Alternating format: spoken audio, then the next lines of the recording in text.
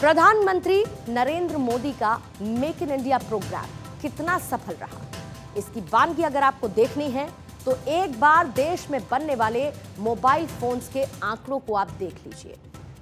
बीते 10 साल में भारत न सिर्फ मोबाइल मैन्युफैक्चरिंग का हब बना है, बल्कि अब एक्सपोर्ट के मामले में चीन को चैलेंज कर रहा है। नीति आयोग के पूर्व सीईओ अमिताभ कांत का कहना है कि 2023 में भारतीय बाजार में जितने भी फोन की सेल की गई वो पूरी तरह देश में तैयार थे। 2022 में ये आंकड़ा 98% का था। साल 2023 में भारत ने 27 करोड़ मोबाइल हैंडसेट्स का प्रोडक्शन किया, जबकि 2014 में, पीछे लेकर जाती हूं आपको, जब भारत अपनी जरूरत के 81% मोबाइल फोन चीन से आयात करता था। है ना ट्विस्ट? भारत अब दुनिया का दूसरा सबसे बड़ा मोबाइल मैन्युफैक्चरिंग देश है और इसकी वजह से वो चीन को लगातार चुनौती दे रहा है। इतना ही नहीं, साल 2014 से 2022 में भारत ने 2 अरब मोबाइल हैंडसेट्स का प्रोडक्शन किया है।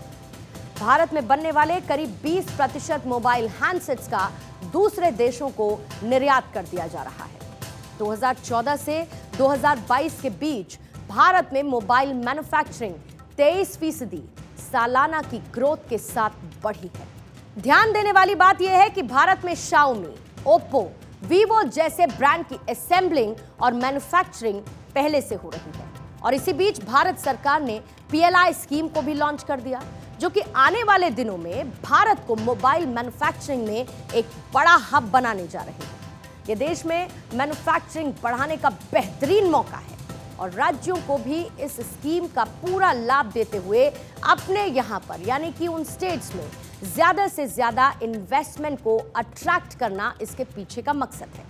पीएम मोदी का कहना है कि देश अब विकास का इंतजार नहीं कर सकता, मिलकर काम करने से सफलता मिल पाएगी। पिछले 9 वर्षों में भारत के लोगों ने अपने जिस सामर्थ्य का प्रदर्शन किया है, उसकी जितनी प्रशंसा की जाए वो कम होगी। देश की हर सफलता के पीछे भारत के लोगों की मेहनत है, भारत के लोगों का पसीना है। देश को आगे ले जाने के लिए हर भारतवासी ने जो संकल्प दिखाया है वो अद्वितीय है।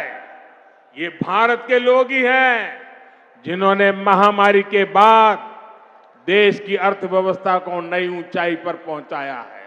ये भारत के ही लोग हैं जिनकी वजह से आज दुनिया कह रही है कि ये दशक भारत का दशक है। प्रधानमंत्री को सुना आपने। भारत अब विकास का इंतजार नहीं करेगा, मतलब भारत अब वेट एंड वॉच की सिचुएशन में नहीं रहेगा। ये नया भारत है और विकास के पथ पर ये खुद दौड़ेगा। बहरहाल उन 2 शब्दों पर वापस आते हैं, एप्पल और सेमीकंडक्टर। भारत में मोबाइल फोन्स मेकिंग का शानदार डेटा आपने देखा। अब बात करते हैं सेमीकंडक्टर की। भारत में सेमीकंडक्टर की मांग कितनी हाई है हमने आपको ये बता दिया, और अब बात इसकी मैन्युफैक्चरिंग की करते हैं। लेकिन उससे पहले इसके महत्व का एक डेमो आपके सामने रख देती हूं। कोरोना काल में आपने या फिर आपके किसी फ्रेंड या फिर किसी रिलेटिव ने कार या फिर बाइक खरीदी होगी तो आप सेमीकंडक्टर की अहमियत को जरूर समझते होंगे। मतलब ये है कि आपके पास पैसा है, लेकिन जब आप शोरूम पर पहुंचे तो आपको ये बताया गया कि आज पैसा दे दीजिए और गाड़ी कुछ महीनों के बाद मिलेगी। यानी कि वेटिंग पीरियड बहुत लंबा था और इसके पीछे की वजह थे सेमीकंडक्टर की कमी। कोरोना काल में हम सेमीकंडक्टर आयात नहीं कर पा रहे थे, जिसकी वजह से यह क्राइसिस पैदा हुआ। यह तो हो गई क्राइसिस की बात।